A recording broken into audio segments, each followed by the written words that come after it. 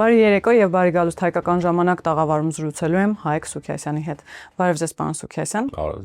Պարոն Սուքիասյան, քարոզարշավի վերջին օրն է, 3 հանրային եթերում առաջին համարներին ներկայացված ուժերի առաջին համարների դեբատներ, բացառությամբ մի քանիսի, որոնք չէին ներկայացել։ Ընդհանուր առմամբ նոր բան լսեցիք, հասկացաք, թե ով ինչ առաջարկով է հանդես գալիս եւ ինչ տպավորություններ ունեք երեկվա դեբատից։ Չասեմ, այն որ մեր մինչհեղափոխական անցյալի դերակատարները, դրանց նորացված կցորդները, երիտասարդացած կցորդները նպատակ ունեն փչացնելու պետության վերաբերյալ ցանկացած քննարկում, պետության զարգացման ուղղությունների վերաբերյալ ինտելեկտուալ քննարկումներ, իրենք դա ցուցադրեցին, այնտեղ Հայաստանի վերաբերյալ մեծ հաշվով քննարկում չկար, առանձին դրվագներ կային իհարկե, իշխանության մոտ կային այդպիսի դրվագներ, առանձին մի երկու դերակատարների, բայց այն մյուս հատվածը եկել էր բազար անելու, փչացնելու process-ը, ջրիկացնելու process-ը, այսօր տեխնոլոգներ կան երիտասարդ, տենց մեր երեխաների հերոսների դեմքերով դիմակավորված ինչ-որ ջրիկ բաներով, որպես տեխնոլոգիա են ներկայացնում, բայց մեծ հաշվով մենք ունենք մեր քաղաքական դաշտի իրական պատկերը։ Մի հատված Հայաստանի հեղափոխական հատվածը ուզում է ինքնիշխանություն, ուզում է անկախ պետություն, ուզում է Հայաստանի զարգացում, մյուս հատվածը ուզում է ռուսական սյուզերենություն, ճորտություն եւ դրա համար ունի դարերից կուտակված զարոսներ եւ այդպես իրավիճակ այդպեսին է հատուկ բան չկար։ Ձեր բառերով ասած, հիմա էլ այդ զրոսները 300,000 ադրբեջանցիների վերադարձի մասին են, որքան էլ որ պարոն Սուքիասյան վերջին 1 ամսվա ընթացքում այս ինֆորմացիան սղոցում է անընդհատ մեր նյարդերն ու ականջները, բայց այնուամենայնիվ հասկանանք ինչ նպատակով է սա արվում, որովհետև քանիցս վարչապետը հերքել է, երեք էլ բանավեճի ժամանակ քանիցս հերքեց, բայց այդ թեզը արհեստական, կարծես թե այսպես պարտադրված անընդհատ ինչ որ տեղից կրկնում են։ Հա, որովհետև ուրիշ բան չունեն ասել, ունեք ընդհանրապես ինչ է մեզ հետ տեղ ունեցել եւ այդ 90-ականներից ворթնած եւ մնացած քաղաքական դեմքերը, որոնք այսօր եւս մասնակցում են քաղաքական կյանքին, մեղադրականով սեփական պետության դեմ, ինչ է եղել մեզ հետ։ Անկախացումից հետո ինչ են արել այս մարդիկ։ Գրել են անկախության հռչակագիր եւ հայ ժողովրդի վզին դրել են Թուրքիային ջնջխելու պարտականություն, գոնե անկախություն, պետություն ստեղծելու իղձեր լիներ դրա մեջ, բայց ֆունկցիաներ են դրել ժողովրդի վրա։ Ընդունել են ռուսական սյուզերենությամբ քաղաքականություն, Արցախի հարցը կառավարել են ռուսական օրիենտացիայով, պետության զարգացումը սաբոտաժի են ենթարկել, կեղծել են ընտրությունները, բերել հասցրել են պատերազմի, քցել են մեկի վրա այդ պատերազմը իրենց ընկալումով, որ չեն կարողանում, դրա համար է իրենց զառոցը, որովհետև չեն կարողանում նաղդեն իրենց այլանդակություն ուրիշի վրա։ Այն մեկը այդ հակից մեկը կա, որ բան ասում, անկախության մի անգամ կյանքի մեջ տվել են անկախության հռչակագիրը ձեռը կարդացել, եկել ասում ես անկախության հիմնադիրներից եմ։ Արա, դու մի հատ հռչակագիր ես կարդացել էլի, բայց ինքը անկախության հիմնադիրներից է, անկախության հռչակագրին հանկարծ չկպնեք, ամեն ինչին էլ կպնելու ենք, ամեն ինչին, որտեղ ձեր սարկած պետությունը, այն ինչ որ դու գծես սարքել եք, դա Հայաստանի անկախության հետ կապ չունի, դա մեր ժողովրդի հետ ընդհանրապես կապ չունի, դուք դրել եք հայության վզին ռուսական օրիենտացիայով նախագծեր, սիմվոլները նայեք, ոչ մի սիմվոլ մեր պետության հետ կապ չունի, սիմվոլներով պետությունը թեքած է Թուրքիայի դեմ, սա ռուսական օրիենտացիա է, պետության վրա ֆունկցիա է դրած, կգնաս Թուրքիան կջնջխես, սիմվոլները տարարատ լերով բանով, սա թեկած է դեպի Թուրքիա, պետականության սիմվոլ ոչ մի բան չկա հայության մեջ։ Եվ այս հատվածը նաև իրենց արածի հետևանքով պատերազմ է առաջացել, իրենք են այս պատերազմը սարքել։ Սա այս պատերազմը իրենց արածի հետևանքն է։ Մենք պարզապես մենք հակառակն է։ Մենք կարողացել ենք իրենց սարքած պատերազմից Հայաստանը դուրս բերել, անվտանգ եւ անկախ։ Հիմա բայց քանի որ բան են արել, այլանդակություններ են արել, վզներին էլ պարտականություն կա դրած, հիմա ինչ պետք է անեն։ Ի թեզեր հնարեն։ Իհարկե ակնհայտ է, որ Թուրքիայի լեշը կողից պետք է հանեն, հակաթուրքականությունը բորբոքեն եւ դրա համար, քանի որ էդ էլ մի քիչ հիմա արդիական չի։ Հիմա էլ թեքվել է դեպի Ադրբեջան 300,000 չոր թվեր ակերակում այդ մարդը։ Ինքը ինչ գիտի։ Այդ մարդիկ նայեք Ադրբեջանի աշխարհայացքը Հայաստան տեղափոխող, թուրքական թեզերը Հայաստան տեղափոխող, հակաթուրքականության վրա իրենց գոյությունը հիմնավորող հատված է։ Իրենք Ալիևի թեզերը ներկրում են Հայաստանի Հանրապետություն։ Դե քանի որ ժամանակին ուրիշ թեզ կար, սկզբից կար սահմանադրության վերաբերյալ զառռոցը, չէ՞։ Որ Ալիևն ասել է, բանը, Ալիևն ինչ ասում է, սրանք պետք է չանեն, նայեք, Ալիևը, ինչ որ դուք զարգացման ուղղություններ եք ընտրում, Ալիևը թիրախավորում է, դուք ուզում եք սահմանադրություն փոխել, Ալիևը ասում է, ես եմ ասել, որ չփոխեք։ Հիմա իրենք էլ էդի բերել են, իրենք ուզում են, որ մենք սահմանադրություն չփոխենք, իրենք ուզում են, որ մենք անենք Ալիևի ասածը, սրանք Ալիևի ներկայացուցիչներ են Հայաստանի Հանրապետությունում, հիմա ուզում են իրենց արևին տերոր անեն 300,000 մարսկի Ադրբեջանում չկա, որտեղից է գալու Հայաստան։ Մի խոսքով, սրանք բազե հոգեբանական, տեղեկատվական տերորներ են, բայց այս մարդկանց ինքնություն այդպիսին է, այս մարդիկ հայկական ինքնություն չունեն։ Այն մեկը կա լուսավորիչների բանը, թագավորության շրջանից մի հատ կուսակցություն է հիմնադրել, մարդիկ եկել ասում են մենք մեր ինքնությունը պետք է վերականգնենք։ Իրենք իրենց ինքնությունից հրաժարվել են, այդ կուսակցությունը լուսավորիչների լիբերալիզմի աշխարհայացքի վրա է հիմնված, լիբերալ ազատամտականության վրա է հիմնված։ Բայց այդ մարդիկ ինչ են ասում, ասում են Հուսաստանին պետք է մերձենանք։ Ավտորիտար բլոկին են մեր, ավտորիտար աշխարհին, իրենց գաղափարախոսությունը արգելում է Ռուսաստան։ Իրենք իրենց ինքնությունից հրաժարվել են, իրենք են հրաժարվել քաղաքական ինքնությունից, եկել ասում են մեր ինքնության հետ պրոբլեմ կա հայության։ Այսինքն ամեն մեկի տակը մի բան կա, մի պրոբլեմ կա, բայց ակնհայտ է, որ փորացավ ունեն։ Փորացավը Հայաստանին անկախ չթողնելն է, ձևական թեզերով, ձևական պատևակներով։ Դա մտի քշեն, բայց դե ինչ ասեմ, ընտրությունը ցույց կտա, որ այդ ռուսական ճորտության հոսանքը, ենթակայական հոսանքը, որտեղ նայեք, դա հոսանք է մեր մոտ։ Այդ հոսանքն է ծնում դրանց նման մարդկանց։ Եթե հոսանքը մեռնի, այդ մարդիկ չեն գա։ Կա այդպիսի հոսանք մեր մոտ։ Ես դրա համար հույս ունեմ, ես հավատում եմ, ես վստահ եմ, որ մեր ժողովուրդը այս ընտրությունների ժամանակ իրեն ճորտության տանող հոսանքը ընդհանրապես կմերժի եւ շատ ավելի զանգվածային կերպով կմերժի։ Հետո տեսնենք ընտրությունները կհասնեն։ Բայց մենք վերջին օրերին տեսնում ենք, այսպես ասած, Ռուսաստանից հայերի մեծ ճակերտավոր ասած ներգաղթ, մինչ այդ նաև միջազգային մամուլում ինսայդերի բացահայտումում նման խոսակցություններ եղել են, այստեղ փաստերի ստուգման հարթակն է այդ մասին հայտարարել, որ այնուամենայնիվ շատ քաղաքացիներ Ռուսաստանից գալու են, ընտրելու են պարզ է հոգուտ ում։ Սրանք ազդեցություն չեն կարող ունենալ ընտրությունների վրա ձեզ, եւ սա արդյոք նաև ազգային անվտանգությանը սպառնացող ռիսկ չէ, որքան էլ որ նրանք Հայաստանի քաղաքացիներ են, այնուամենայնիվ մարդիկ կան, որ անգամ տեսախցիկների առաջ չեն խոշում խոստովանել, որ շատ տարիներ չեն եղել Հայաստանում, հիմա եկել են հատուկ մեկ նպատակի համար, հետևանքները իրենց չի հետաքրքրում։ Հասկանանք ընդհանրապես ինչ են իրենք պլանավորել։ Եթե նպատակը պարզապես գալ ընտրել գնալն է, վնաս չկա։ Որովհետև դի նկատի ունենանք, պարզ է չէ, ում համար են եկել։ Նույնիսկ արտաքին դիտարկմամբ, հələ սոցհարցումները թողենք, արտաքին դիտարկմամբ երկրորդ ուժը, որ կարող է ընդդիմության տեղը գրավել, այնքան ցածր է տոկոսը, որ եթե նույնիսկ այդ 100,000-ն էլ ձայն տա, մեկը բան չի փոխվելու։ Կարող է, ասենք 5% ավել ձայն ստանան, բայց միևնույն է իրենք իշխանության գալ չեն կարող։ Հետևաբար այդ իմաստով հատուկ վտանգ չկա։ Բայց եթե մեջտերը կակեբեշնիկ են դրել ուղարկել, որ հետո գործակալներ, որ հետո ստեղ ցնցումներ առաջացնեն, այլանդակություններ անեն, դա հասկանանք ինչի համար, դա Ռուսաստանի բնավորությունն է, հետը կակեբ են դնում, ճամփում է։ Կհասկանանք, նպատակները տարբեր են, նաև կան այդ մարդիկ ստեղ ձերբակալվեն, օրինակ բաներ կան, նաև ես այդ մարդկանց եմ ուզում դիմել, էլի, ասենք,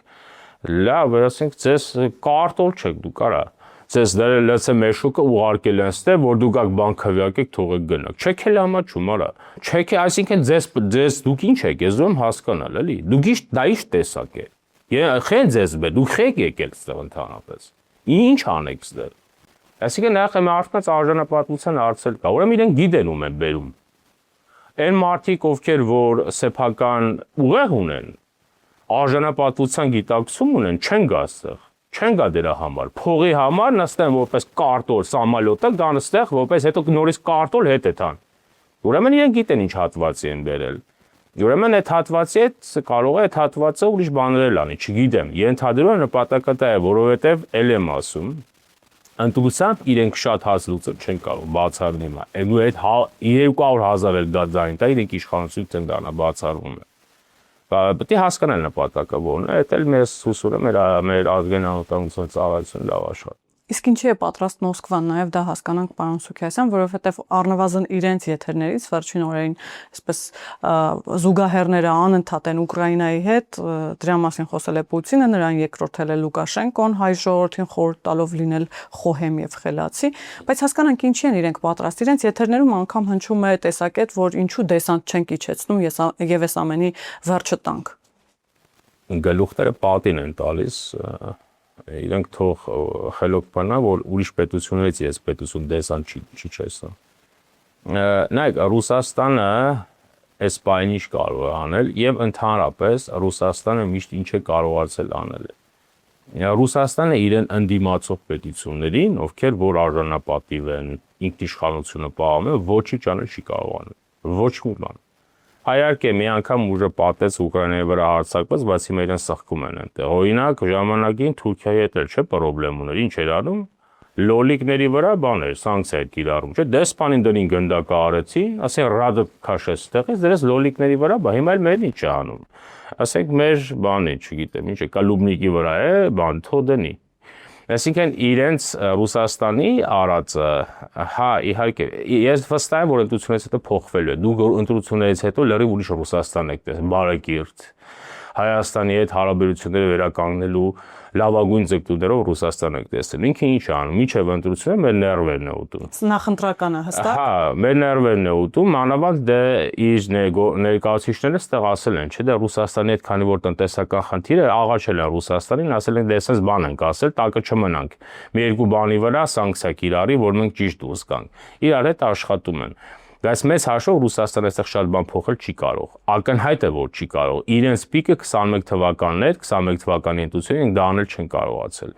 Հիմա պարզապես հա դեպի մեր ներվերը ուտի մի երկու օքի հույս ունի որ ոգի մի քիչ տնտեսական ճգնաժամ այդ արտահանողներին կվնասի, բայց տեսեք շատ ավելի լավ է։ Ես իրենց առաջարկում ավելի շատ սանկցիա կիրառել մեր նկատմամբ, որովհետեւ մենք վերջնականապես խելքերս գլուխներս հավաքենք, թեքվենք դեպի այլ շուկաներ։ Եվ տեսեք, երբ որ նայեք պետություն ինքնիշխան է, իրականում ինքնիշխան է, իրեն միշտ ելք են առաջարկում, միշտ։ Օրինակ, եթե Հայաստանը ռուսական սյուզերենության պետություն լիներ, այս ճանապարհները չէին բացվելու։ Ոչ այդ ախալքալակ Կարսի երկաթգծի մեջ ենք մենք տեղ ունենալու, ոչ մեր վարդերը կարող են արտահանել ուկը ոչ միտեղ։ Եվրոպան էլ է շուկան բացում։ Եթե ինքնիշխան եք, անկախ պետության քաղաքականություն եք վարում, արտաքին աշխարհը միանգամից բացվելու է ձեր։ Եվ բացվեց։ Դեպապես սա շատ լավ է, ինչքան ուզում են, թող իրենք սանկցիա կիրառեն։ Բայց այս մեր ժողովրդի ուզում ասեմ հանգիստ լինեն, ընտրություններից հետո ինքը խաղաղվելու է։ Իդեպ օրերս նաև Թուրքիայում կայացել էր հայ եւ թուրք գործարարների հանդիպումը, այնտեղ ամենատարբեր հարցեր էին քննարկվել համագործակցության հետ կապված, վարչապետի հայտնի զանգը Էրդողանին եւ այդտեղ նաև քննարկվել է սահմանի բացումը։ Տեսեք նույն շրջանակները, որոնց մենք անվանում ենք երբեմն պրոռուսական ընդդիմություն, Նարեկ Կարապետյանը օրինակ իր հանրայինին տված հարցազրույցում ասում է շատ վտանգավոր է Թուրքիայի հետ ուղիղ խոսել։ Մենք չենք կարող Թուրքիայի եւ Ադրբեջանի հետ ուղիղ խոսել։ Մենք կարող ենք ենթադրել, որ այն կենտրոնը, որը խոսում է պարբերաբար Եվրամիություն գնալու եւ այդ առումով մտահոգվելու մասին, իրականում այս պահին եւ այս փուլում մտահոգված է, որ առնվազն Թուրքիայի եւ Ադրբեջանի հետ ուղիղ երկխոսություն կա։ Բայց իրենք ուժեղ չեն։ Մարդը ասում են Թուրքիայի հետ չեն կարող խոսել, այսինքն ուժեղ չեք դուք։ Սրանք ինչ, բազեր ուժը որտեղ, այլ ուզում եմ հասկանալ, էլի։ Եթե դուք Թուրքիայի հետ ուղիղ խոսել չեք կարող, այսինքն դուք ուժեղ չեք, դուք թույլ եք, դուք վախենում եք։ Տակ նարածների հոտ է սա։ Թուրքիայի անունը լսում են, միանգամից Ադրբեջանի անունը լսում են, տեսեք այնտեղ բան կա է, Վիլսոնի վրա բևեռացած մի հատ հոսանք կա Հայաստանում, որ հեսա այնտեղ բաներ են խոսում, բա որ մտնեն, հարձակվեն, Սյունիքը գրավեն, բայց ինքը արևմտյան Հայաստան է ուզում։ Բայց ինքը բանա, տակնարածների հոտից է, ասենք Ադրբեջանի անունը լսում է, սարսափում է մի անգամ, բա որ Սյունիքը, մտեն մարդկանց կոտոն, բայց ինքը Վիլսոնի Հայաստան ուզող դեմք է, էլի։ Այս տեսակ է հայության մեջ, ունել դա է, այդ թույլ Հայաստանի ներկայացուցիչ, իրականում իրենք շատ թույլ են։ Բայց իրենք տեսեք ինչ են ուզում անեն, իրենք ուզում են Հայաստանին զրկեն սուվերեն լինելու իրավունքից։ Այսինքն դու չբանակցի, մի բանակցի, մեր մեծ աղբերը կգա, քո տեղը կբանակցի։ Եվ միշտ այդպես էլ եղել է, մեզ հո արտաքին աշխարհը չի ընդունել։ Ինչու Թուրքիան Հայաստան, ինչ է Թուրքիան Հայաստանը թիրախավորում ավելի շատ, որովհետև մենք Թուրքիայի հետ ուղիղ խոսակցության մեջ չենք մտել, ինքը մեզ դիտարկել է որպես ռուսական ագրեսիայի տարածք։ Հիմա այս մարդիկ են ուզում պետությանը զրկել ինքնիշխան գործելու հնարավորությունից, տեղը բերել, մի հատ եսիմում բերել, այդ մարդը բանակցի, իր շահերն մեջը դնի, ծախի մեր վրա։ Մենք կարողանում ենք Թուրքիայի հետ բանակցել, եւ մենք պիտի բանակցենք։ Մենք պիտի կարողանանք մեր սահմանները բացել բոլոր հնարավոր ուղղություններով, որովհետև պետությունները տենց են աշխատում, պետությունները հույզերով չեն աշխատում, պետությունները իրենց ժողովրդի երազները չեն դարձնում, իրենց արտաքին քաղաքական ուղղություններ քշեն աշխարհի վրա, պետությունները հաշվարկ ունեն, աշխարհագրություն ունեն, միջազգային հարաբերությունների տրամաբանության շրջանակներում են գործում։ Մենք մի երկու հատ տեղից Լարսից, Մարսից կապված պետություն ենք։ Եթե դուք այդ սահմանը բացեք, դուք կտեսնեք, որ Լարսը ժամանակին, որ օրինակ ձմռանը, ասենք օրինակ ձյուներ եկել փակվել էր ճանապարհը, հիմա չի փակվել։ Մախել են արագ։ Եվ այլն, պետությունները տենց են աշխատում, նրանց էլ, ինչ ասեմ, իրենց նպատակը որն է, քանի որ հոտն առել են, որ պետությունը իրեն ապաշրջափակում է, դա արում է ավելի ինքնիշխան, ուզում եմ, որ դա տեղի չունենա։ Պարոն Սուքիասյանի դեպ ուժերի մասով իրենք չեն դադարում այդ պնդումները, օրինակ երկրորդ նախագահը օրերս պնդում էր, որ ինքը մեկ զանգով կարող էր պատերազմը կանգնեցնել, ուժեղ օլիգարխը պնդում է, որ ինքը մեկ զանգով կարող է գերիներին հետ բերել, իրենք եկել են, որ այս նեղ պահին ձեռք մեկնեն եւ հայ ժողովրդին բարձրացնեն, այսինքն իրենք այնուամենայնիվ պնդում են, որ իրենք ուժեղ են եւ եկել են հեռացնեն թույլ իշխանությանը, այն իշխանությանը, որի դեմ կարծես թե պայքարում է հիմա մի գերտերություն եւ այնտեղից անգամ Հայաստանի Հանրապետության քաղաքացիներին է մոբիլիզացնում, որ գնացեք, որ այդ թույլ իշխանությանը հանեք։ Այս դիլեման հասկանանք, էլի։ Եթե իրենք մեկ զանգով կարող են հարց լուծել, ուրեմն իրենք ոչրագործեն, որտեվ չեն լուծել, որտեվ կարող են։ Լավ, ասենք իշխանություն չեք, երկու զանգով լուծեք այդ հարցը։ Եթե դուք դա չեք արել, ձեր ժողովրդին տվել եք վնաս, ձեր ժողովրդին ողբերգությունից փրկելու հնարավորություն եք ունեցել չեք արել, ոչրագործեք դուք, հակահայ եք դուք, բայց իրականում այդպես չի, երկուսն էլ թույլ են, այն մեկը ակնհայտ է երկրորդ նախագահ, որ նշանակված է եղել որպես նախագահ, ինքը բանակցել է, որ մեղրին պետք է հանձնեն, չէ, փոխանակեն, այդ է իր ուժը, ինքը թույլ մարդ է, թույլ է ինքը, ինքը նայեք, բարձրապես ինքը դաժան մարդ է, դաժան է սեփական ժողովրդի հանդեպ, ինքը եղել է թույլ, գետնատարած արտաքին աշխարհում, բայց ինքը եղել է դաժան սեփական ժողովրդի դեմ եւ դա իր թուլությունից է խոսում։ Ուժեղ մարդը, ուժեղ առաջնորդը չէր կարող սեփական ժողովրդին սպանդի ենթարկել, չէր կարող, դա իր թուլության մասին է խոսում։ Եվ այդ թուլությունից է, որ ինքը զվի դաժան մարդ է հայության նկատմամբ։ Դեպս ինքը թող գա մեզ բացատրի ինչպես էր ինքը պատրաստվում մեղրին, որ Հայաստանի, որ աշխարհի մակարդակով, միջազգային աշխարհաքաղաքականության մեջ կարևորագույն կապուղի է, կարևորագույն ինքը ինչպես է դա պատրաստում հանձնել, որտեղ բարձր որքան գործակալներ են եղել հանձնել։ Իսկ այս մեկն էլ թույլ մարդ է այս մարդը, ուժեղ չի։ Նախ թույլ է խոսելուց, խոսել չգիտեն այդ մարդիկ։ Երկրորդը ակնհայտ է, որ սրանք հակաթուրքականության ալիքից վախեցող հատված են։ Եթե այտենց է, եթե դուք ուժեղ մարդիկ եք,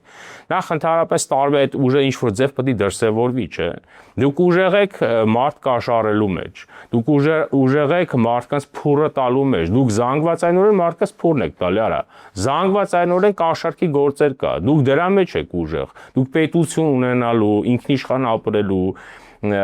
թշնամիներին զսպելու հարցում դուք թույլ մարդիկ եք։ Դե չասեմ, այս մարդիկ էս են հիմա հատկություններով ես հույս ունեմ, որ այդ ռուսական ջորդության օսենք կվերանը։ Գիտեք, օրես իրենց հանրահավաքի ժամանակ ադրբեջաներով երգ էին դրել, հետո տեսահոլովակ, հետո Հայաստանի քարտեզն էին ճողում, ասելով, որ թույլ չեն տալու 300,000 ադրբեջանցիների վերադարձ, Հայաստանի ադրբեջանացում։ Այս ակցիաները ինչի մասին են, պարոն Սուքիասյան, հասկանալի է նախընտրական քարոզարշավ է, նախընտրական շրջան է, բայց կան արժեքներ, սրբություններ, այսինքն կարմիր գծերը բոլորը տրորել հատել են այս մարդիկ։ Դե հո կոմիտաս չէին դնելու, ինչ երարսու սիրում են, դա դրել են։ Թուրքական, ադրբեջանական երարսություն են սիրում, դա դրել են։ Դե այդ մարդիկ ինչ պետք է անեն, իրենք անում են այն, ինչ իրենց հարազատ է։ Իրենք անում են այն, ինչ կարող են։ Իրենք անում են այն, ինչը իրենց ինքնությունից է բխում, եւ իրենց ինքնությունը հայկական չի։ Իրենց արտաքին տեսքով միգուցե անունով, չգիտեմ, ինչ-որ հայկականության նշույլ կա, բայց մեջները ռուսական արջիճ է։ Դա կապ չունի, այդ մարդիկ կապ չունեն մեզ հետ։ Դրա համար հա հակաթուրքականություն պետք է բորբոքեն։ Ես առաջարկում եմ մեր ժողովրդին դրսևորել արժանապատվության բարձրագույն դրսևորում եւ իր պետության քարտեզը ճղուղին, պետության քարտեզը արհամարողին ընդհանրապես քաղաքականության մեջ գետնել վերջնականապես եւ այդ հեքիաթները դա պատրվակ է, նայեք, իրենք Հայաստանի քարտեզը ուզում են պատրել, որտեղ իրենց ֆունկցիան դա է, բայց ոնց անեն, որ չջոգեն մարդիկ ինչ է, պատրվակ են։ 300,000 ադրբեջանցի, ասենք լավ, ենթադրենք օրինակ, դուք օրինակ, ասենք ձեր ասացի մեջ 1% ճշմարտություն կա, որ դա չկա։ Ինչ կապ ունի դա քարտեզը ճղելու հետ։ Ինչ կապ ունի։ Այսինքն ձեր նպատակը դա է, դուք Հայաստանի գոյություն չեք ընդունում։ Եվ նաև մի քիչ էլի հոգեկան հիվանդներ են այս մարդիկ, ինչ ասեմ, որտեղ ինչպես կարելի է կանգնել սեփական ժողովրդից, սեփական պետության մեջ կենսագործունեություն ծավալել, սեփական պետության մեջ ապրել անվտանգ, չգիտես, 1000 ու մի բաներ ան եւ կանգնել հրապարակային սեփական պետության քարտեզը ճղել, որտեղ դուք հայկականության հետ կապ չունեցող մարդիկ եք։ Ռուսական աշխարհայացքով դա ցավալի բան է։ Եթե իտալական աշխարհայացքով լիներ, կասենք իտալական աշխարհայացքով է, բայց ռուսական աշխարհայացքով հակահայ մարդիկ են եւ անընդհատ իրենք Հայաստանը պահում են ադրբեջանական սարսափի մեջ։ Իսկ մենք այդ սարսափից դուրս ենք եկել, բայց իրենց նպատակը ո՞րն է։ Բերել անընդհատ ադրբեջանական ագրեսիա։ Իրենք են հրավիրում Ադրբեջանին։ Իրենք հրավիրում են Ադրբեջանին Հայաստան, ասում են ուզի այդ 300,000-ը էլի ասա։ Իրենք անընդհատ ասում որ Ադրբեջանը ուզի այդ 300,000-ը գա։ Իրենք են հրահրում։ Իրենք են հրավիրում Ադրբեջանին այստեղ։ Դա ինչ ասեմ, ընտրություններով էլի գանք կարևոր հարցին, ընտրություններով այդ ամեն ինչ կպարզվի։ Եվ պարոն Սուքիասյան, վերջին շրջանում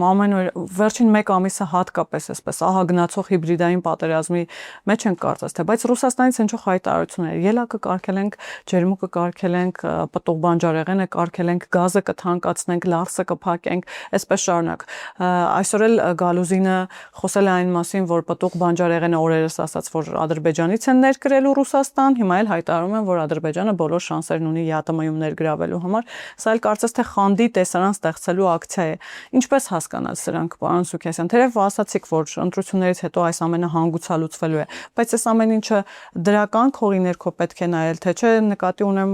դիվերսիֆիկացիան տնտեսության, ինչպես ճիշտ նշեցիք, հայկական վարդերը արդեն եվրոպական շուկայում են, նաև ուկրաինական շուկայում են, նաև բանջարեղենը հիմա, այսինքն նաև հնարավորություններ են ստեղծում մեր համար դաշնակիցները։ Այո,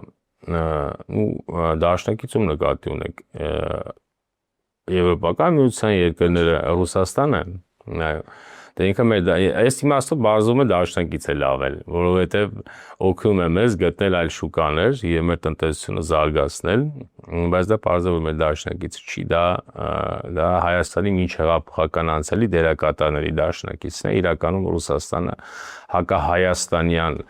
աշխարհայացքով պետություն է։ Բայց դե հա դե առաստենը ինչ է, մեծ վնաս չկա, էլ եմ ասում, դրանք մանր-մուներ մխտարելու բաներ են, ուրիշ բան չի կարող, ամոթել է, ասենք, եկա պետություն է, չէ, միջուկային գերտերություն, եկես մեկա լուբնիկը չբեր էստեղ, հա չենք բերի, այ քեզի բան, դու էլ քո երկիրն էլ, ասենք մենք այնքան բան ունենք արտահանելու եւ դե իրենք պետք է խնդրեն, որ մենք մեր պտուղ բանջարեղենը արտահանենք այնտեղ, մանր-մուներ խնդիրներ են սրանք, մեծ հաշվով վնաս տալ չի կարողանում։ Նախ որովհետև լավ գիտի, որ եթե շատ ճնշեց, մենք չենք ճնշվելու։ որտեղ մենք ելքեր ունենք։ Մենք ունենք արտաքին աշխարհի լայն բացված առաջարկները եւ մենք այդ առաջարկներից արագ կօգտվենք եւ ելի ենք օգտվում։ Կարող է այն չափով չենք օգտվում, ինչքան պետք է, բայց եթե ինքը շատ ճնշես, մենք թեքվելու ենք։ Ինքը դա չի ուզում։ Ինքը գազի գինը չի թանկացնել, ինքը չի կարող գազի գինը թանկացնել։ Չի կարող, որովհետեւ դրանով ելի է մեզ ստիպելու գնալ այլընտրանքների որոնման։ Մեր շուկան Ռուսաստանի համար հսկայական շուկա է։ Պարզապես մենք դա չգիտենք։ Մենք գիտենք մեր մասին կեղծ թեզեր, մենք ոչ մի բան ենք, մեր աշխարհագրությունը եսի ինչե խնդիրներ ունի, այտենց դարերով եկած է, մեր աշխարհագրությունը վատն է, ռուսը պետք է ստեղ լինի, այն մեկ ասում մեր աշխարհագրությունը վատն է, արևմուտքը պետք է ստեղ լինի, ոչ թե մտածում են իրենց աշխարհագրությունը ինչպես օգտագործել, որտեղ մեր աշխարհագրությունը շատ է լավն է։ Օրինակ Փիլիսոփայություն ինչ ասում, կյանքը դու ես եւ հանգամանքները, եւ քո վերաբերմունքը այդ հանգամանքներին։ Հիմա մեր վերաբերմունքը եղել է օրիենտացիոն, դիմաշրջումների վերաբերմունքը, չենք հասկացել մեր աշխարհագրությունը, մեզ էլ ասել են չհասկանաք ձեր աշխարհագրությունը, դրա համար եղեք ռուսամետ, եք արևմտամետ։ Բայց եթե մենք մեր աշխարհագրության հաշվեկշիռը լավ ենք հաշվում, եւ մենք գնում ենք դրկից պետությունների հետ հարաբերությունների այլ փիլիսոփայություն, մեր աշխարհագրության կշիռը շատ է բարձրանում։ Հիմա իրենք հասկացել են, որ մենք դա հասկացել ենք, որ մենք գնում ենք արդեն ոչ օրիենտացիոն, ոչ թափառական ուղեղներով, ասենք օրիենտացիոն ուղեղներով քաղաքականությամբ։ Նաև քանի որ փորացավ ունեն ռուսական հատվածին այստեղ, պետք է ներվերը ուտեն, էլի ձեր բանը չեք բերի, ասենք, չգիտեմ ինչ։ Մենք էլ ինչ ենք արտահանում։ Մեր արտահանածը հոլուժ բան չի, ասենք Ռուսաստան։ Կարող բարձր տեխնոլոգիաներ ենք արտահանում, մենք արտահանում ենք այտենց ուտելու բաներ, թող դրա վրա սանկցիա կիրառեն։ Ավել բան Ռուսաստանը անել չի կարող։ Եվ սա էլ եմ ասում, ես վստահ եմ ընտրությունից հետո փոխվել է։ Եվ քանի որ աշխարհագրությունից խոսեցիք, պարոն Սուքիասյան, երբ Նիկոլ Փաշինյանը հայտարարում է, որ մեր աշխարհագրական դիրքը փոխվել է այն իմաստով, որ մենք դարձել ենք խաղաղություն խաչմերուկ, սեպից վերածվել ենք խաղաղության խաչմերուկի։ Ինչ է կարծում, մենք իսկապես սեպից վերածվել ենք խաղաղության խաչմերուկի, թե դեռ այդ ճանապարհին ենք, եւ նաեւ բանավեճի ժամանակ էլ երևաց այդ հատուկ վերաբերմունքը կամ թշնամանքը թրիփի նկատմամբ, թրիփի սահմանադրության փոփոխության, ինչպես դուք նկատեցիք, զորահանդեսի հետ կապված որոշ ուժեր անգամ մայիսի 28-ի զորահանդեսից հետո պնդում էին, որ Հայաստանում ռազմաարդյունաբերություն չկա, բանակը քանդված է, ինչ միտում ունեն այս խոսույթները նաև։ Եվ նսեմացնում են արդեն իսկ ձեռքբերումները, պարոն Սուքիասյան։ Այո, դե դրանք նորմալ մարդիկ չէ, նորմալ մարդին էինք, հպարտանային, ուրախանային, ընդ որում դա վերջի մի քանի տարվա ձեռքբերում է, չէ՞, ուրախանային իրեն ժողովրդի որակով, որ այն ժողովուրդը այսպիսի պոտենցիալ ունի, բայց դուք պատկերացնում եք դա ասենք 30 տարի առաջվանից սկսած լիներ։ Հիմա հայությունը ինչ նվաճումներ ուներ աշխարհում, չէ՞։ 3-4 տարի է հայությունը բզել ես, բարձրում է ինչ որակյալ ժողովուրդ է, ինչ որակյալ բաներ կարող է անել, էլի։ Բայց դե իրենք ինչ են արել, ժամանակին սաբոտաժ են արել, չեն թույլատրել ռազմաարդյունաբերություն, չեն թույլատրել նորմալ գիտություն, որպեսզի ինքը չզարգանա, մնա ռուսական ճորտության մեջ։ Իրենք այդ են արել մեր ժողովրդի հետ։ Մեր աշխարհագրության ու աշխարհագրության դիրքը չասենք, որ փոխվել է, որտեղ ֆիզիկական աշխարհագրությունը նույնն է, բայց մեր աշխարհագրության նշանակությունն է փոխվել, որտեղ փոխվել է մեր վերաբերմունքը մեր աշխարհագրության նկատմամբ։ Մենք ոչ թե մեր պետությունը դարձրել ենք թիրախ, մենք ոչ թե այն գլխից ծնվել ենք հակաթուրքականության դեմ պայքարելու համար ռուսական աշխարհայացքով, այլ մենք մեր աշխարհագրության բալանսը հաշվել ենք։ Եվ այո, մեր աշխարհագրությունը ունի խաղաղության խաչմերուկ դառնալու պոտենցիալ։ Օրինակ Բրուսովն ինչ էր ասում, ասում է նաև մշակույթը մեր, ասում էր հայ ժողովուրդը արևմուտքի ավանգարդն է Ասիայում, ասում է հայ ժողովրդի մշակույթը սինթետիկ է, համադրական է, եւ հայ ժողովրդի հայկական մշակույթը ունի պոտենցիալ համադրելու արևելյան եւ արևելյան քաղաքակրթություններն ու մշակույթը, այսինքն ինքը երկխոսության մշակույթ է մեր մշակույթը, մեր աշխարհագրությունն էլ է այդպիսի։ Եթե մեր աշխարհագրությանը մենք հաղորդենք համադրելու սինթեզի բովանդակություն, դուք կտեսնեք, որ ինքը կդառնա իրականում խաղաղության խաչմերուկ, այսինքն պոտենցիալն այդպիսին է։ Բայց մեզ ինչ են արել, մեզ ասել են դուք բան եք, Թուրքիայի մեջտեղը խրված սեպ եք, մենք էլ այդպես ծնվել ենք, կարա դե սեպ է, էլի ինչ-որ բան, ուրեմն հակաթուրքական պետք է լինենք։ Չէ, պետությունը այդպես չեն աշխատում։ Իրենց աշխարհագրության հաշվեկշիռը, բալանսը հաշվում են։ Օրինակ նայեք Վերցնենք Սինգապուրը, չէ՞։ Սինգապուրը, գիտեք, քաղաք պետություն է փոքր, Երևանից մի փոքր է մեծ տարածքը, 5.5 միլիոն մարդ է ապրում։ Սինգապուրի մի կողքը Մալազիան է, 250 միլիոն բնակչություն, հիմնականում մահմեդական է նաև։ Մյուս կողմը Ինդոնեզիան է, 150 միլիոն բնակչություն։ Ինչու Սինգապուրը չեն գրավում։ Ինչու Սինգապուրը չի նստել ողբացել։ Ինչու Սինգապուրում չկան հակամալազիականներ,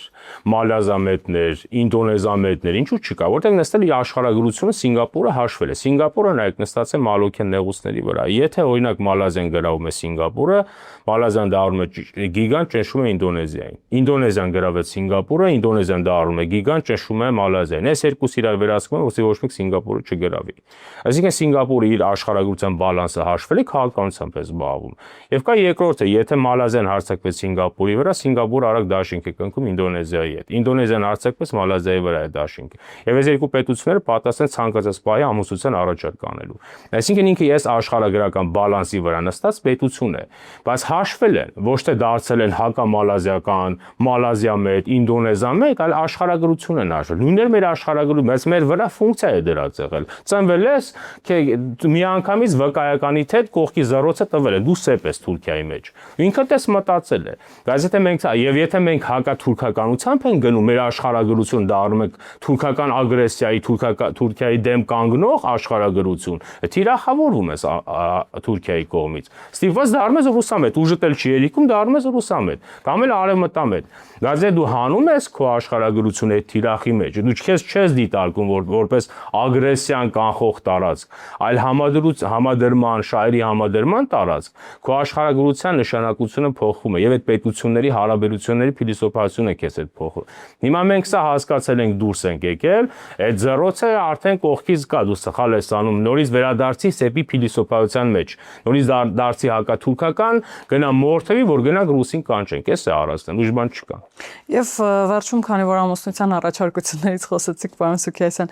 Եվրամիությունը ֆոն դեր Լեյնը հայտարարեց, որ 50 միլիոն եվրոյի աջակցությամբ, ֆինանսական աջակցության անհապաղ փաթեթ են հաստատել Հայաստանի Հանրապետության համար, էլի պիտի վերադառնամ Ռոբերտ Քոչարյանի այն հայտարարությանը, երբ օրեր առաջ ասում էր, որ 10 տարի ձեր պտուղ բանջարեղենը չի արտահանվելու, իմացեք, որ լարսը փակ է լինելու, դուք սովի մեջ եք մնալու,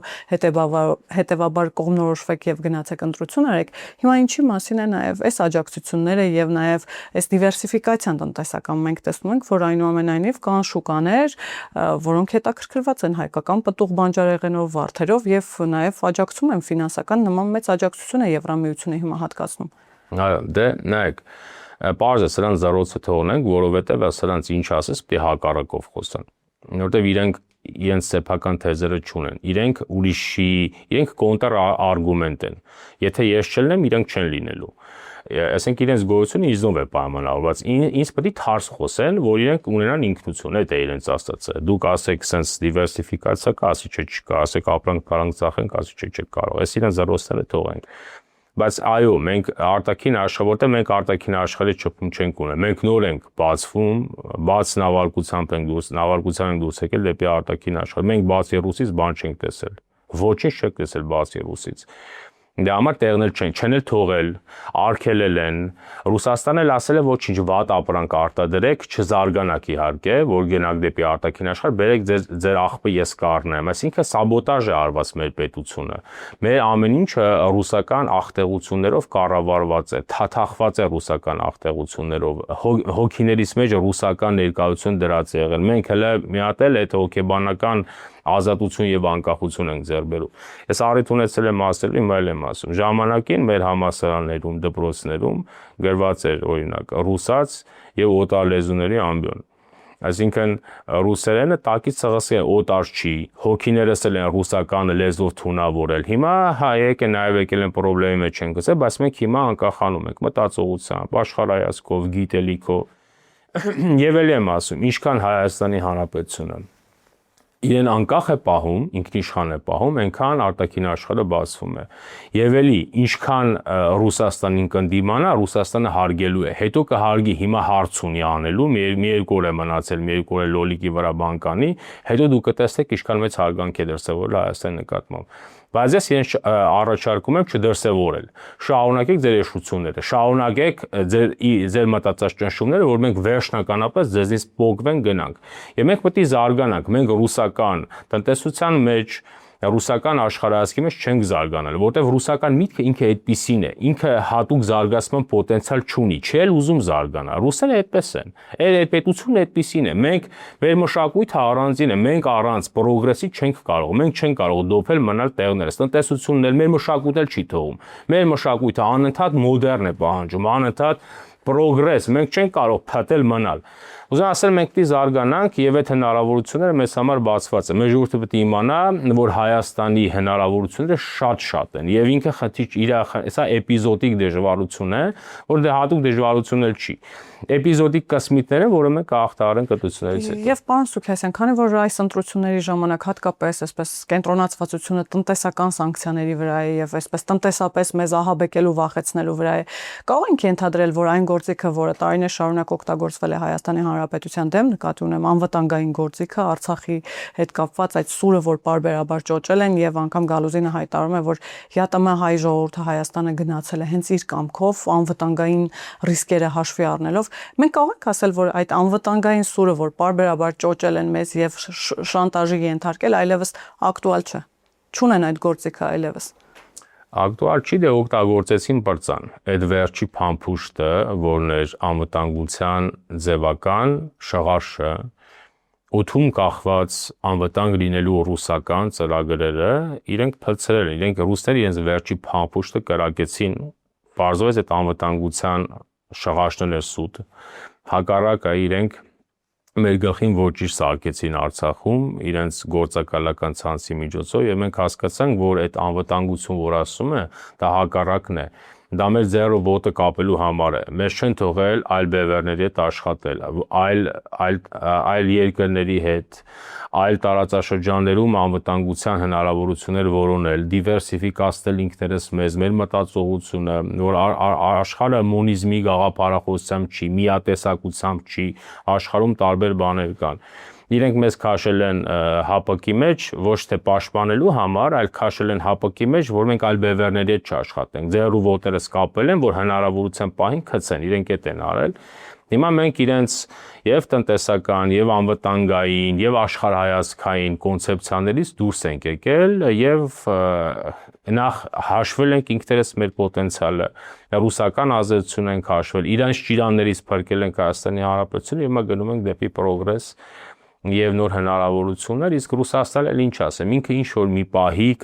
կգա մեզ հետ նորմալ բարի դրացիական հարաբերություններ եւ այն ժամանակ մենք արդեն կհասկանանք Ռուսաստանի հետ ինչպես հարաբերվել։ Եվ ընտրողները ինչպես պիտի վերաբերվեն ընտրություններին, ինչպես պիտի մոտենան ընտրակ քվյախցիկ մտնեն։ Նկատի ունեմ այս վախի մթնոլորտը, այս վերջին 1 ամսվա ընթացքում այնքան բան են լսել ընտրողները, հատկապես պատերազմի խոսույթի մասին։ Ինչ պիտի հաշվի առնի ընտրողը քվյախցիկ մտնելուց։ Ես կարծում եմ, որ վախը մեր ժողովրդի մեջ վախ չկա։ Իհարկե ռուսական թևը ուզում է դա տարածել արհեստականորեն, բայց վախ չկա։ Մենք այդ վախը հաղթահարել պրծել ենք։ Վախ իրենց մոտ կա։ Իրենք վախենում են